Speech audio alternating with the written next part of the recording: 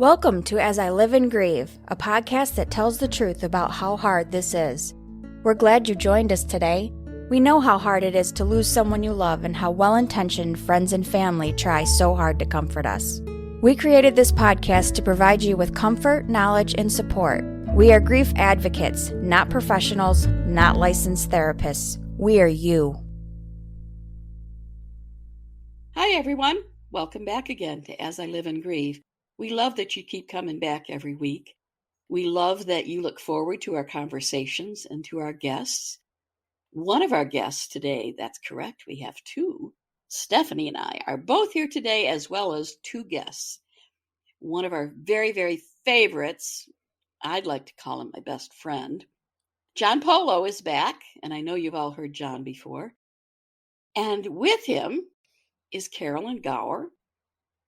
The two of them have co-authored a new book, and we're going to tell you about that in just a little bit. And I know that you have loved John's books in the past. Well, this one is going to beat all of them, I guarantee it. So, welcome back, everyone, and welcome to our podcast, John and Carolyn. Thanks so much for having us. Absolutely, it's our pleasure. And welcome to Stephanie, who joins me on occasion now. Hi again. Okay, let's get started. Carolyn, would you kick us off by giving our listeners just a little bit of your background, please? Yeah, sure. So as you can probably tell by the accent, I'm in Australia, and I met my love, Tony, in 2011 after we'd both been through some pretty horrible divorces. And we met online and got along really, really well. Our relationship just felt so natural and easy. So we were having a great time, enjoying being together. Then 5 months later, he was diagnosed with terminal prostate cancer. So we ended up getting almost 6 years together before he died. And we did try and make the most of that time we had together, knowing that we weren't going to have a long time. We did kind of pack a bit into the time we had together. And I found that when I suddenly became a widow, that there was no support available for me and I didn't know where to turn. So I guess myself, I got very curious about my grief, and that's how I feel I learnt most of the ways to get through it. But fast forward a couple of years, and I saw this guy on Facebook that I'd been following for a while called John Polo. And he was offering grief coaching sessions. And I didn't really know what they were about, but I thought, why not? Let's give it a try. So I contacted John and made a time for a session. And as soon as we got on that call, I just felt right at home. It was someone who understood what I was going through. But during that call, he said to me, "Why aren't you coaching?" And you know what? I thought, well, why aren't I? Because I had done some life coaching many years prior, and it was something that I loved to do. So why not use my experiences through grief and as a widow to help other people? Because I'd already found that there was no help available for me at that time. So I guess I kind of thought, well, there must be a lot of other people in that situation as well. So John was generous enough to help me through that a bit, and I've done many courses as well. So now here I am coaching people too. And we are all richer for having you in this field. You mentioned curiosity, and for me, if you're grieving and you have a curious feeling, grab onto that curiosity, because like Dr. Seuss says, the places you'll go. You really Yes, will. So absolutely. welcome, Carolyn. So happy you could join us. Thanks so much. Okay, John. John Polo in a nutshell. Thank you for having me back. You're not sick of me yet. Absolutely not. Okay. So I'll make it short and sweet. So I fell in love with Michelle when we were teenagers. I was 17. She was 16. She broke my heart a year later. 7 years after that, I was sitting at my computer one day, going through some email, and up popped an email from Michelle She was giving me condolences on my dad's passing. She would later admit that she had been Facebook stalking me for a while, and that's how she found out. We talked for a whole year, first via email, then via text. Then she accidentally butt dialed me on my birthday, and that turned our blooming friendship into a friendship where we heard each other's voices again. She came to visit me finally about 6 months later. We realized we had always loved each other. I think we always knew that, but we admitted it to each other, started building a life together. 2.5 years after that, she got an incredibly rare and aggressive cancer. She had it for 2.5 years before she passed away in January of 2016. A month after she passed, I was absolutely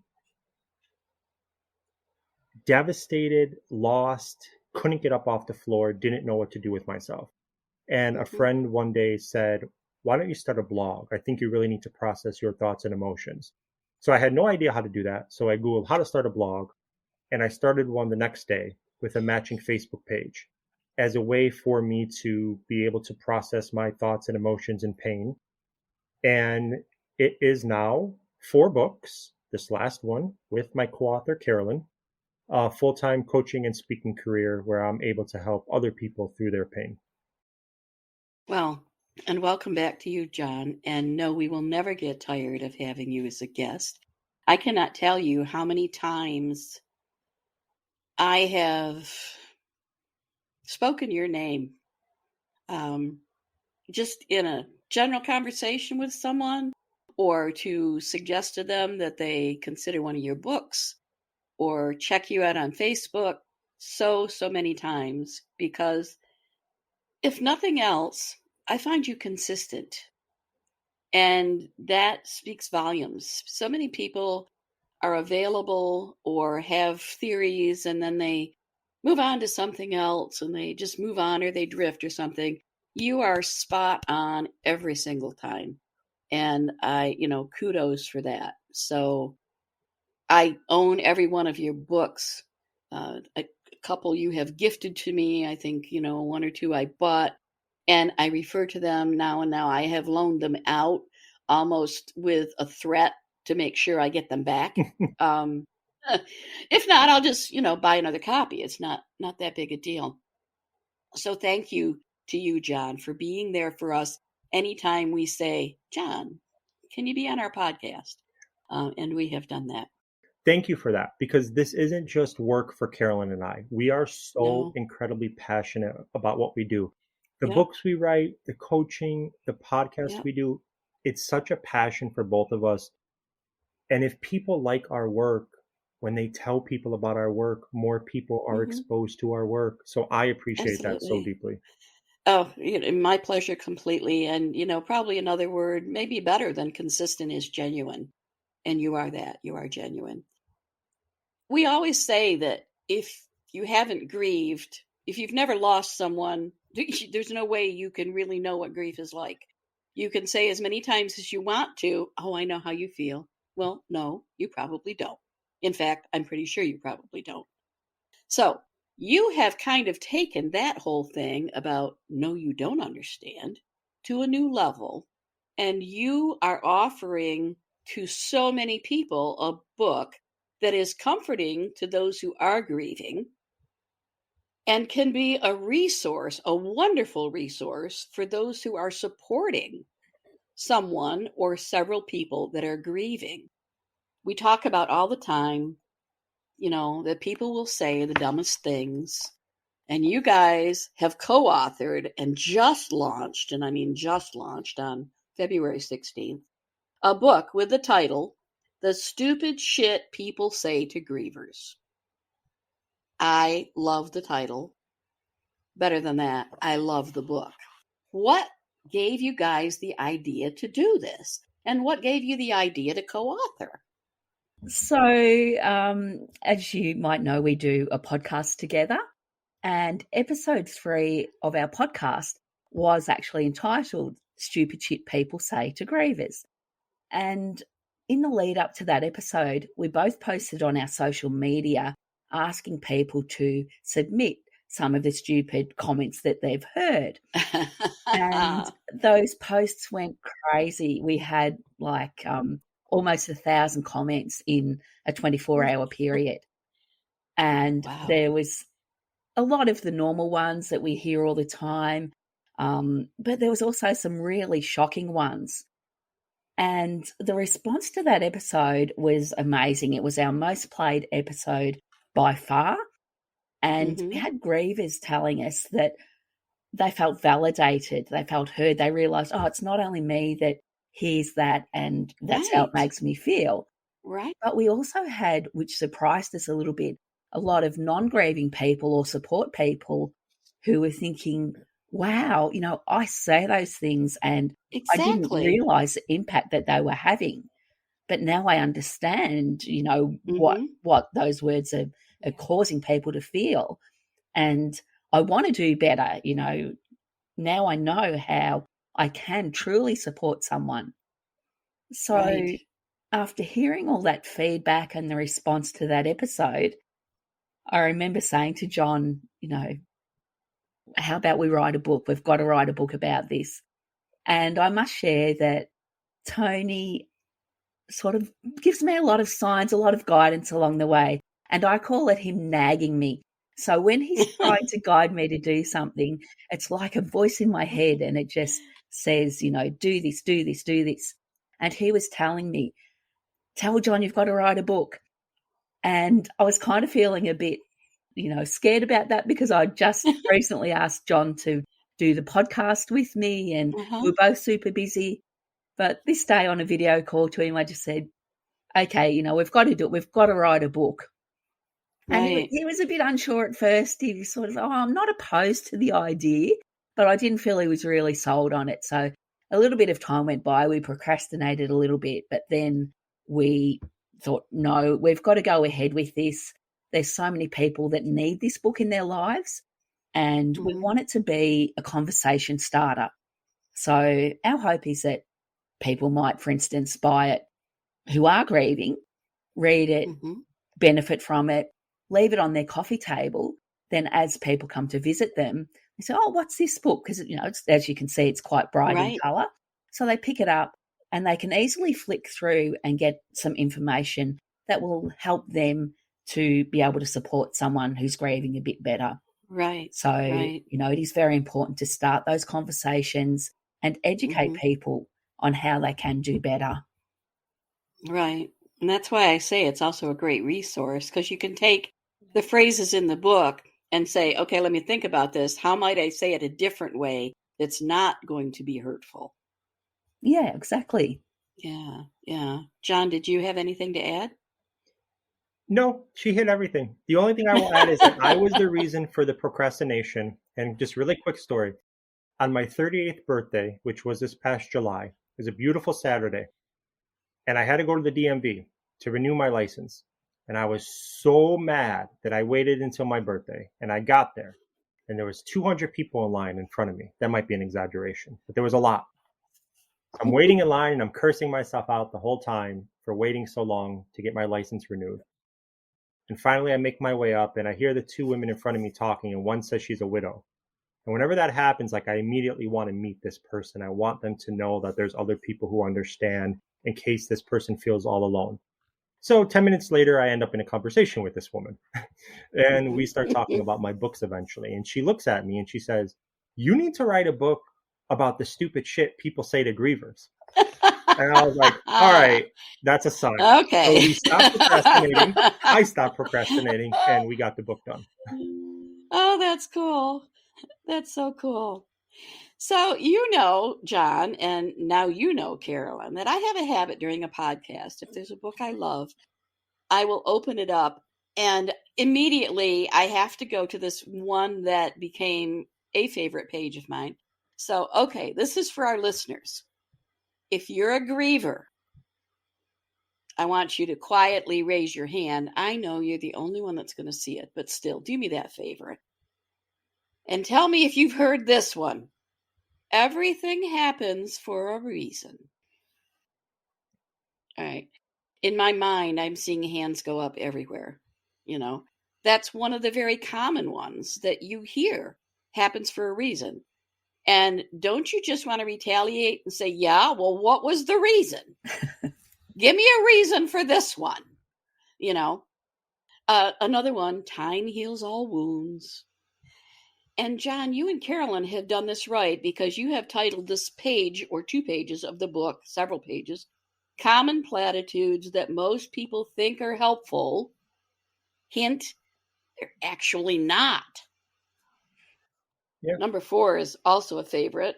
Just think positive and you'll be fine. No, you're not going to be fine for a while. And number 5, which probably is one that everybody also hears, they're in a better place. Really? No, they're not. Their better place is right here with me. That's the better place.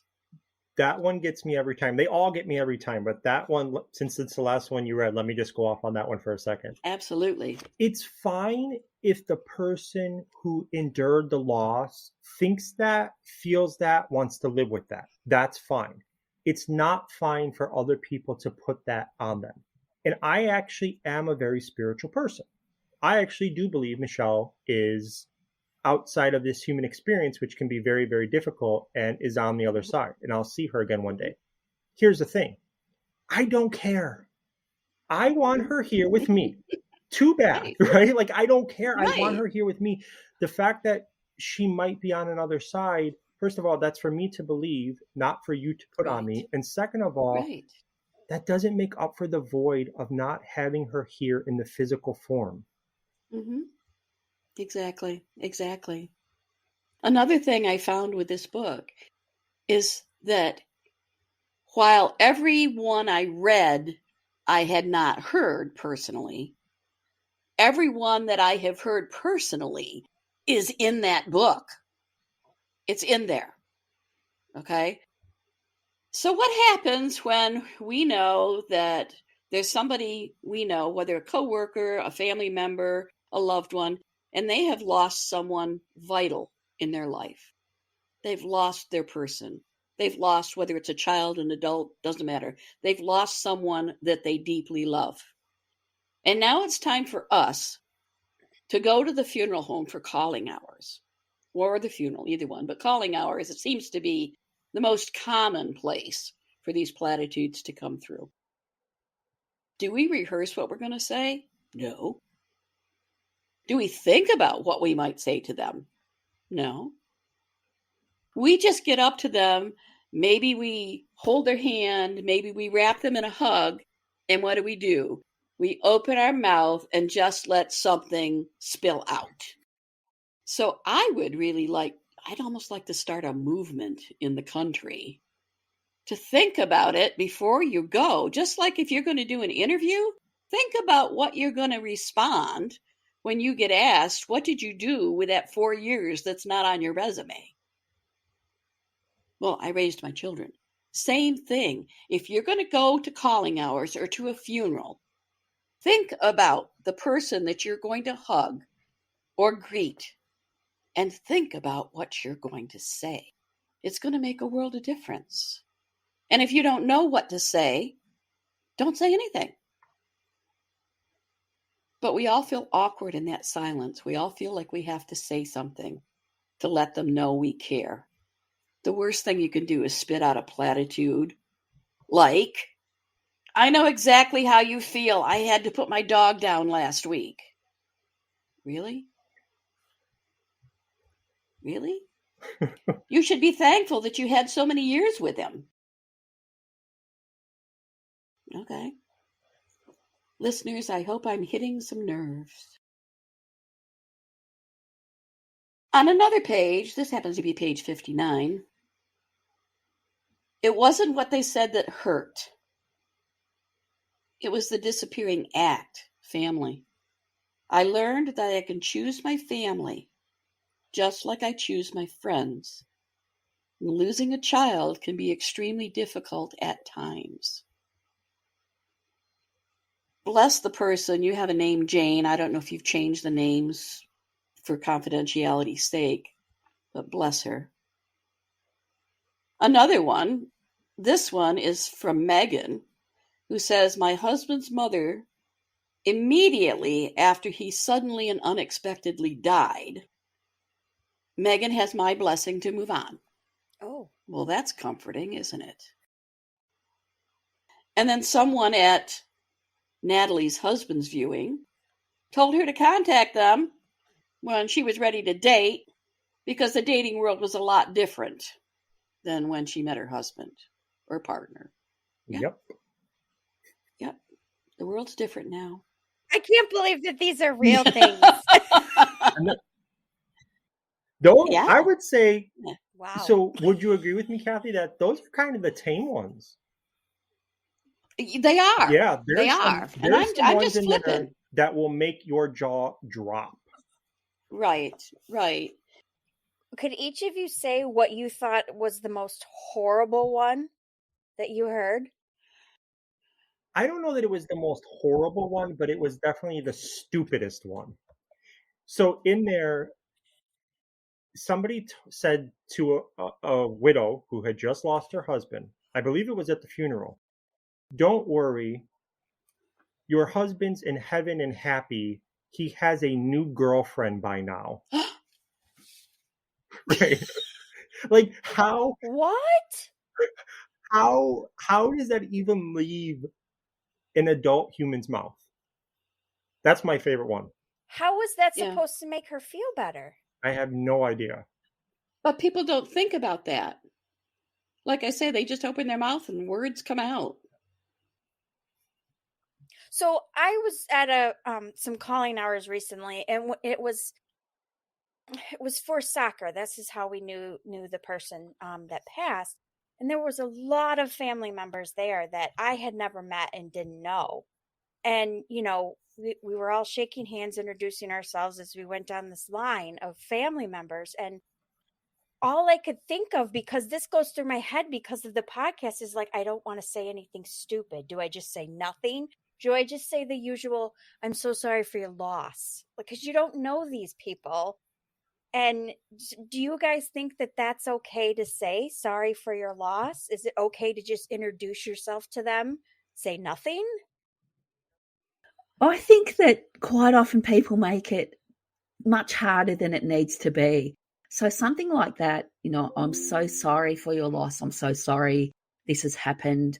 I'm so sorry that you have to go through this experience. It really sucks. Those sort of things are fine to say, just acknowledging that it is horrible. It is a horrible thing, instead of being tempted to come out with an at least, or, you know, looking for a silver lining. Just, you know, that simple offering of understanding, you know, that it is horrible, that what they're going through, you know, is just a terrible thing, instead of all the other things that we go through in our head and feel that we have to do. Yeah, I agree. That is fine. That is fine. And I think one of the reasons we struggle with that being fine, and by we, I mean society, is because it feels kind of empty. Because I'm so sorry for your loss, like, feels kind of empty. Right. And I understand that. But it's better than saying something stupid. It's based in truth. You are actually so sorry for their loss. And we read about this in the book a lot. You know, sometimes it's not about saying the right thing. Sometimes it's about giving the hug. Sometimes it's about rubbing their back as they're sobbing, right? Sometimes it's about opening the space for them to talk about their person. Really quick story. I, for years now, have received emails from people saying, you know, I lost my person, my spouse, my kid. And I would give some nice words back, and I would say, I'm so sorry. And it felt so empty. And one of the things I do now is I say, if you ever want to share a memory with me of your son, Joey, of your wife, Tina, email to me. I would love to read it. So just allowing them the space to grieve, to sob, to share their stories and say the name of their person, it goes so far. Right. Yeah. And there's no end at all. And, you know, I've run through just a few. And for me, one of the greatest tragedies for people is to lose a child. It's not intended that parents outlive their children. It really isn't. On page 47, this one touched me so deeply. I lost an infant child, less than 24 hours old. This particular one, page 47 of the book, says, I lost my only child in 2003 after childbirth. He is my everything, even though I only held him for a moment. And the other day, as I was crying because I miss him and always speak about him, my own family member said to me, well, you can always adopt. You need to move on. Grieving won't bring him back. Now, I get it, that it was intended to make this person feel that there's nothing you can do about it. So, I mean, it's almost like saying, put on your big girl panties and deal with it. But for someone who has lost a child and all the memories that could have been made, there's almost nothing you can say for that one. Almost nothing that's going to help. I know I have a good friend who lost their adult son through suicide. And I remember thinking, this was before the podcast, so I hadn't really thought about it before I went to the funeral. And I remember hugging her. And the only thing I could think to say was, I really don't believe God intended for this to happen. I don't believe he ever intends for parents to outlive their children. I'm sorry. I don't know where the words came from. Maybe it was divine intervention that helped me at that moment. But I have repeated those words at other times when I know that someone has lost a child. Yep. So, yeah. 100%. I'm going to turn it over to Carolyn first in a second, but I just have to say, you do not have to understand someone's pain in order to respect it. That's the biggest thing. Just respect the pain. You don't have to understand it. You don't have to come up with the perfect words. Show respect for this human's unbelievable pain, and you will be okay. Right. And before Carolyn jumps in, I'm going to say I'm also an advocate for don't worry so much about what you need to say at that moment in the funeral home during calling hours.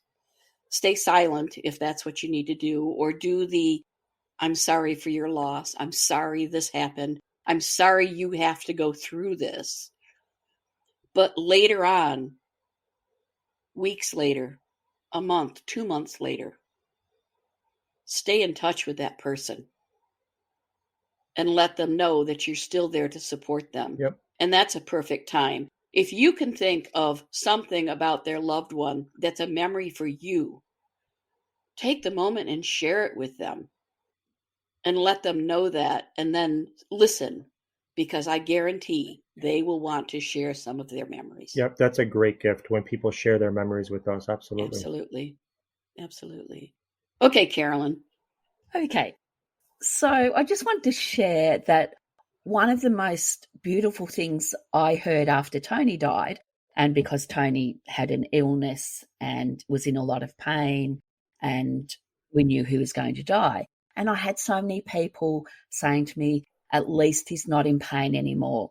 But one friend came to me and she said, I know Tony's not in pain anymore, but I also know that your pain is just beginning. Oh, and wow. That really validated my pain. Whereas all That's the powerful. other comments made me feel like, well, you know, yes, I get he's in a better, he's not in pain anymore. I get that. But it was like it was still dismissing my pain. And it was leaving me feeling like, should I be feeling this sad because he's died and he's not in pain? So that one comment made such a difference and really validated what I was feeling at that time. Yeah, And that's really powerful. Oh, it was very powerful. And I also want to say the value of hugs. If you don't have any words, give the person a nice, big, warm hug. And that says it all in those moments. Absolutely. Absolutely. And I remember an instance at my husband Tom's funeral and I guarantee Stephanie's going to smile or laugh at this one. The official part of the ceremony was pretty much over, and the minister, who happened to be my brother-in-law, Tom's brother, Dan, invited other people to come up front and say any words about Tom if they chose. And one of Tom's really good friends came up, stood at the lectern. He actually said nothing for a few moments. All he did was place his coffee cup on the lectern. It was a coffee cup from Tim Hortons. That was my husband's favorite place to get coffee. And Tim knew that. And every day that my husband was in a facility in his last 8 weeks, 6 or 8 weeks of his life, every day, as long as he was able to swallow, I would stop at Tim Hortons on my way in and get his cup of coffee. That little gesture, no words, that gesture just broke the tension for me on that day that was so, so difficult to get through. And I find myself returning to that moment because some people just get it. Yep. 100%. Some people just get it. So, having said all that now, and maybe it's because there's more people, I don't know, but the half hour just goes so fast. It really does. I feel like the clock is lying to me. Right. There's no way. We always feel that way when okay. John's in the house, so to speak. It's because I talk too much. No, it's just because you're so easy and comfortable to talk to. That's what it is, that the time just flies by. So before I turn the mic over to each of you to chat with our listeners directly, I just want to say to people, again, the book is entitled The Stupid Shit People Say to Grievers. Get it. Grab it. If you have someone you know is grieving, I don't care really at what stage, but probably not the first few weeks, maybe not the first month. But at some point, buy this as a gift for them. Because I guarantee, if you're used to seeing them laugh, you might see them laugh. You might hear them laugh at something they read. Or, at the very least, this book is a great stress reliever. Because I guarantee that person will find something in that book that they themselves have heard, and they will start to just vent all of their frustrations, right out to you. So it's a great, great book. I can't say enough about it. Thank you. I think it's also a good idea to buy for those that, even if you're not grieving, read it so you know what not to say. Make it a resource. I almost think, in fact, both Stephanie and I have been involved with comfort care homes, hospice homes in our area. And I almost think there should be a volunteer training for it, because I know volunteers feel very, very uncomfortable after the resident there has died, and the family, they turn and immediately there's the family, and the volunteers don't know what to say because the volunteers themselves are grieving.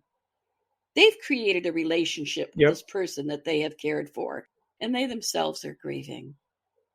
So this is the part of our podcast where we turn the microphone over to you and let you speak directly to our listeners. You can tell them anything. You can tell them about the services you offer. You can give them a special message. We've had some people offer a quote. Some people have offered a prayer. This is just your time without us. Well, mostly me, because I probably talk more than anybody, but mostly me leading you on with questions. So who wants to go first? Do you want me to go first, or you want to? Yeah, you can. See how much of a gentleman I am, always asking her if she wants me to go first. Oh, you're wonderful. So first I will tell people how they can get in contact with me, and then I'll give a little bit of a message. JohnPoloCoaching.com. I have 4 books out. One is about dating. I offer coaching, workshop, public speaker, the podcast with Carolyn, etc. You can go to that website, see everything. You can listen to our podcast for free. You can buy the books, follow me on social media, all that stuff. The message I will sign off with here is just about hope. So I love to tell anybody who will listen to me that I hated hope. When somebody was trying to talk to me about hope, I not only not believe them, I did not believe them, I did not want to hear it, and it would fill me with rage. As my wife was dying, if somebody tried to talk to me about hope, it would make me so angry. After my wife died, if somebody would try to talk to me about hope, it would make me so angry. And here I am now, years later, talking to people about hope. So for those people that might be out there listening to your podcast, who maybe don't believe in hope, don't have any hope, hold on, hold on, hold on until you find your hope. And with that, I will turn it over to my co-author, Carolyn. Thank you, John. So my website is carolyngowercoaching.com. And like John, I offer coaching. I'm also a certified grief educator, and I work with the body as well as the mind and how trauma and grief affects the body. My social media, Instagram, Facebook, and so forth is Carolyn Gower Coaching. And I guess an important message I would like to share with people is my motto that I now live by with my grief is, what you think about the way I grieve is none of my business. So I guess it's empowering people who are grieving to not take on what other people tell them and their judgments, how they think they should be grieving. Empower yourself to grieve your own way, because that person is in your shoes. They don't know your pain. They don't know your grief. You are the expert of your own grief. So really what they say is just like water off a duck's back. Try not to take it on board and empower yourself to grieve your own way. And then you can empower yourself to also live your own way. Thank you, John. Thank you, Carolyn. Carolyn, the very first time I heard you, well, I read those words, I think, in the book about, and I had to reread it and think about it. What you think of my grief is none of my business. Love it. I said, huh? You know, the first, huh? Give that to me again. But then after I dissected it and really thought about it, I loved it. So I want our listeners to hear that again. Would you say that again slowly? Sure. What you think of the way I grieve is none of my business. I love it. I love it. And on that note, I'm going to leave our listeners with that. Buy the book, okay? Hope you all come back again next week. Remember to take care of yourselves. We love you all, wherever in the world you are. Catch you next time as we all continue to live and grieve. Thank you so much for listening with us today. Do you have a topic that you'd like us to cover, or do you have a question from one of our episodes? Please email us at info@asiliveandgrieve.com and let us know. We hope you will find a moment to leave a review, send an email, and share with others. Join us next time as we continue to live and grieve together.